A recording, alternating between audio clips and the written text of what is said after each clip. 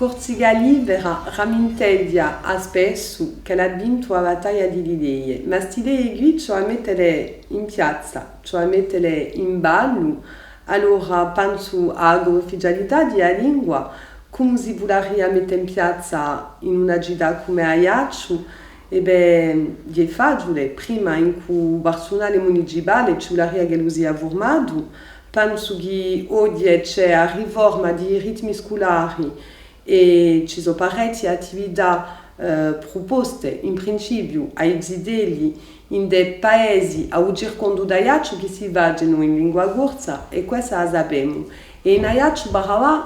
non c'è mica attività che sono proposte ai zideli in le scuole che si vanno in lingua corsa. Si vorrebbe portanto va teatro, arte plastico, canto, musica, sport in agorte, tutto questo, giochi, si vorrebbe va in lingua corsa, se il personale era formato. Penso di no quando dico che il personale municipale dovrebbe essere formato, a suo personale che tiene i zideli tra mezzogiorno e 2 ore e anche dopo all'attività che tengono sino a che i baranti compiessero il suo lavoro e voltessero a cercarli, se il suo personale qui era formato, gli vorrebbe parlare corso ai zideli, quando li servono a mangiare o quando li tengono semplicemente. Ci sono in Ajaccio in dei parecchi garudi luoghi di ritrovi oggi che li chiamano maison de quartier,